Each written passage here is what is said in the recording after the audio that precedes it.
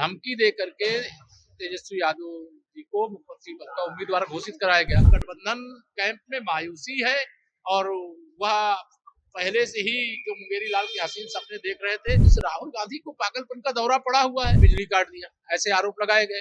लेकिन बाद में राष्ट्रीय जनता दल तो गया, कांग्रेस भी गई, लेकिन वह स्वयं नहीं आए, उनकी बहन प्रियंका गांधी नहीं आई और स्वयं मल्लिकार्जुन खड़गे जी नहीं आए। दूसरे चरण के मतदान के पहले अब चुनाव में कट्टा दुनाले की बात चल रही है। कांग्रेस की तरफ से कहा जा रहा है कि जिस प्रकार से प्रधानमंत्री ने कहा था कि महागठबंधन में तेजस्वी यादव ने कट्टा के बल पे सीएम फेस घोषित किया और नीतीश जी को भी प्रधानमंत्री के कंधे पे बंदूक रख करके सीएम फेस घोषित करवाना चाहिए। देखिए, कट्टा वालों को कट्टा वाला नहीं कहा जाएगा, भ्रष्टाचार करने वालों को भ्रष्टाचार करने वाला नहीं कहा जाएगा, जंगल राज वालों को जंगल राज वाला नहीं कहा जाएगा।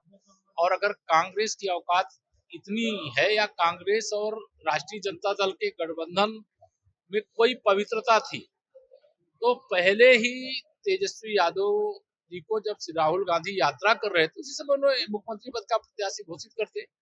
लेकिन वह स्वयं नहीं आए, उनकी बहन प्रियंका गांधी नहीं आई और स्वयं मल्लिकार्जुन खड़गे जी नहीं आए। भेज दिया श्री अशोक गहलोत जो उनके बुजुर्ग नेता हैं, उनसे जो कहा गया वो कोई गलत नहीं है।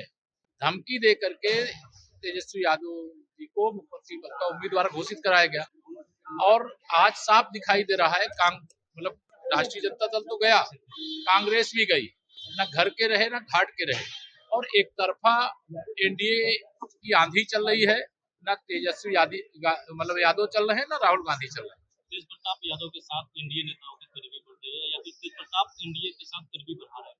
ये कोई अभी विषय नहीं है, हमारी तो एक तरफा एनडीए की जीत हो रही है। 2025 में 2010 दोहराने जा रहे हैं।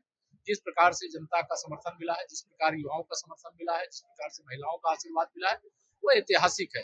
ऐसी लहर, मैं भी राजनीतिक जीवन में लंबा समय हो गया है, बिहार में एक तरफा है सब कुछ और कहीं पर भी लालू प्रसाद यादव जी का परिवार या गांधी खानदान का कोई असर नहीं। सर, एक सवाल और लगाया गया कांग्रेस के द्वारा कहा जा रहा है कि जिस होटल में भी मंत्री और उस होटल के सीसीटीवी कैमरे पर कागज चिपकाया जा रहा है।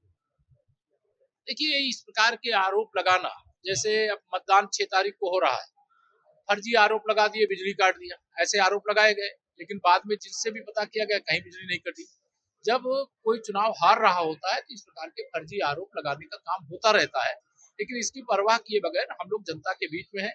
विशालतम जनसभाएं माननीय प्रधानमंत्री जी की, माननीय गृह मंत्री जी की, माननीय राष्ट्रीय अध्यक्ष जी की, माननीय रक्षा मंत्री जी की, हमारे राज्यों के माननीय मुख्यमंत्री गणों की, हम सब लोगों की बहुत बड़ी बड़ी सभाएं हुई हैं और सभाओं के अंदर जो लोग आए, उनके उत्साह को, उनके उमंग को, उनके चेहरे पे जो विश्वास झलक रहा था, उसको देख करके हम कह सकते हैं कि महागठबंधन का सूपड़ा साफ हो चुका है और एनडीए बहुत बड़े अंतर से जीत चुका है। आरजेडी ने एक वीडियो शेयर किया है, समस्तीपुर का वीडियो और वीवीपैट जो है वो उसका तस्वीर है। वही होगा, ये सब तो नॉर्मल है। हर चुनाव में कहीं एक दो बूथ पर ऐसी घटना होती है, तो जो उस बूथ पर जो दलों के कार्यकर्ता होते हैं एजेंट के रूप में, वो शिकायत करते हैं, उसका समाधान होता है।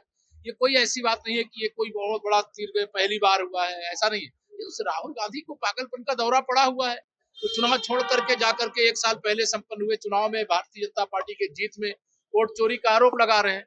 वो देश के युवाओं को, देश के मतदाताओं को भड़काना चाहते हैं, लेकिन देश समझदार है, वो समझता है जिसको वो पागल है, देश थोड़ा ना पागल है। लालू प्रसाद यादव के बड़े बेटे तेज प्रताप यादव कल रवि किशन जी के साथ नजर आए। अरे साथ में बहुत लोग आते हैं, ये एयरपोर्ट है, एयरपोर्ट पे कोई साथ आएगा, कोई साथ जाएगा, इसका मतलब नहीं है कि विचारधारा कोई बदल गई। विचारधारा जो एनडीए की है वो अलग है और बाकी की विचारधारा अलग है और एनडीए बहुत बड़े अंतर से जीत रहा है और इस जीत से महागठबंधन कैंप में मायूसी है और वह पहले से ही जो मुंगेरी लाल के हसीन सपने देख रहे थे, चकनाचूर होने के कारण से आज यह समझ रहे हैं कि बिहार तो अब बदल गया है, बिहार अब जंगल राज की तरफ नहीं, विकास विकसित बिहार की ओर जाएगा।